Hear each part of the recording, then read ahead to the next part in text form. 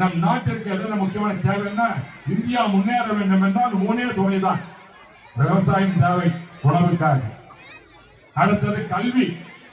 கல்வி நம்ம பெற்றால் தான் வாழ்க்கையில் முன்னேற முடியும். இன்னைக்கு தென்னிந்தியாவில் இந்த அளவுக்கு முன்னேறி இருக்கிறோம் என்றால் கல்வி நிலையங்களை வந்ததற்காக. இன்னைக்கு அமெரிக்காவில் போனா இப்ப டாக்டர் போனா நம்மளுடைய இந்தியா தமிழ்நாட்டுக்காரன் தான் இருப்பார். ஒரு இன்ஜினியர் போய் பார்த்தீங்கன்னா இங்கிலாந்துல போய் நம்மளால இருப்பாரு, ஆஸ்திரேலியா போனா இருப்பாரு, துபாயில் போனா இருப்பாரு, பிரான்ஸுக்கு போனா இருப்பாரு. எல்லாம் இருக்கிறாங்கன்னா காரணம் அந்த கல்வியை பெற்றதன் காரணமாகத்தான் தமிழ்நாடு, குறிப்பாக தமிழ்நாடு கல்வித்துறையிலே மேலோங்கி நிற்கொண்டிருக்கிறது. கேரளா, தமிழ்நாடு போன்ற பகுதிகள். ஆகவே அந்த கல்வியை பெறுவதன் மூலமாகத்தான் முன்னேற முடியும் என்ற அடிப்படை எனக்கு தோன்றுது. பிறகு ஹெல்த் மினிஸ்டர் இருக்கிறார், சரி சாப்பிட்றப்ப ஒரு கல்வி தேவை, பிறகு உடல்நிலை நல்லா இருக்கணும், உடம்பு நல்லா தான் முடியும். ஹெல்த் மினிஸ்டர் தெரியல, எஜுகேஷன் மினிஸ்டர் ஹெல்த் மினிஸ்டர் இருக்கிறார். ஆக இந்த துறையில்தான் நாம முன்னேற முடியும். இந்தியா முன்னேற வேண்டும் என்றால் விவசாய உணவு தேவை, பள்ளிக்கூடங்கள் என்றால் பள்ளிக்கூடங்கள் கல்வி நிலையம் நன்றாக படிக்க வேண்டும். பிறகு அடுத்த உடல்நிலை பார்ப்பதற்காக மருத்துவமனைகள் உருவாக்க வேண்டும். இதுதான் தேவை. நல்ல கல்வியை பெற்றால், அது குறிப்பாக நுண்ணறிவை பெற்றால், டெக்னாலஜிகளுடைய அறிவை பெற்றால் வாழ்க்கையில் முன்னேற முடியும். ஆபத்தில் நம்மளை காப்பாற்றிக் கொள்ள முடியும்.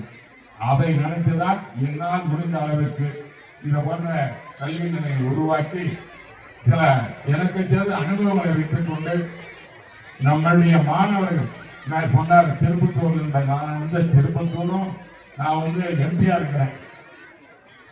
அது இப்ப நாடாளுமன்ற மக்கள் இவங்கெல்லாம் எம்பி எம்எல்ஏ ஓட்டு போட்டு என்னை தேர்ந்தெடுத்தாங்க அரசு. அப்ப நம்முடைய வீரமணி அமைச்சர் அவங்களாம் எம்எல்ஏ ஓட்டு போட்டாங்க, நீங்க எம்பி ஆக்கினாங்க. எம்பின்றது நான் இந்த கிருஷ்ணகிரி மாவட்டத்துக்கு மட்டும் இல்லை, தமிழ்நாட்டில் இருக்கிற எல்லா பகுதிக்கும் மட்டும் ஓட்டு போட்ட எம்எல்ஏ தேர்ந்தெடுக்கிறாங்க. எல்லாருக்கும் சமமானதான், பொதுவாக பணியாற்ற வேண்டும்.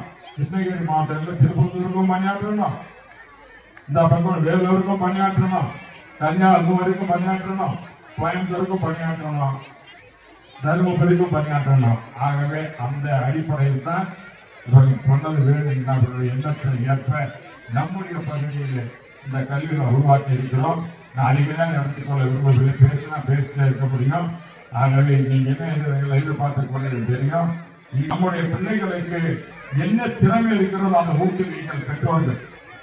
எல்லாரும் டாக்டர் ஆகணும், எல்லாரும் இன்சிஸ்ட் பண்ணாதீங்க. எல்லாரும் இன்ஜினியர் ஆகணும் பண்ண நினைக்காதீங்க.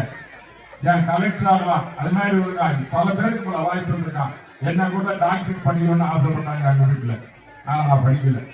இன்னைக்கு எல்லாம் சொன்னாங்க டெப்டி ஸ்பீக்கரான வாழ்க்கையில் எந்த நேரத்திலும் கல்வி நன்றாக படித்தால் எந்த தொழிலும் நாம் முன்னேறலாம். ஆகவே பெற்றோர்கள் வந்திருப்பவர்கள் எல்லாம் குழந்தையை நீங்கள் ரொம்ப கடினம் படித்து இதுதான் படிக்க வேண்டும் என்ற நிலை உருவாக்க வேண்டாம். அவர்களுக்கு எந்த திறமை இருக்கிறதோ அதை நீங்க ஊக்குவியுங்கள் குழந்தைகளுக்கு என்று சொல்லி, அதே நேரம் குழந்தைகளை உங்க அப்பா அம்மா வந்திருக்கிறாங்க, உங்களுடைய டேலண்ட்களை பார்க்க போறாங்க. கல்வி இல்லாமல் இந்த திறமையை பார்க்கும் பொழுது நீங்களும் அப்பா அம்மாவர்களை நன்றியுடன் இருக்க வேண்டும். அப்பா அம்மா மறந்தீங்கன்னா எதிர்காலத்தில் உங்களை எப்படி உங்களுக்கு நீங்க குழந்தை கல்யாணம் ஆகணும் குழந்தை பிறக்கும். அப்பா அம்மா செலவு பண்ணி லட்சக்கணக்கான செலவு பண்ணி படிக்க வைக்கிறாங்க. நீங்க மறந்துட்டீங்க வச்சுக்கோங்க, உங்களுக்கும் இதே கல்வி வரும். ஆகவே நம்முடைய கலாச்சார முறைகள் தாய் தந்தையரை மதிக்க வேண்டும். அவர்கள் செய்த நன்றியை மறந்து விடாமல் நீங்கள் நன்றாக படித்து முன்னேற வேண்டும்.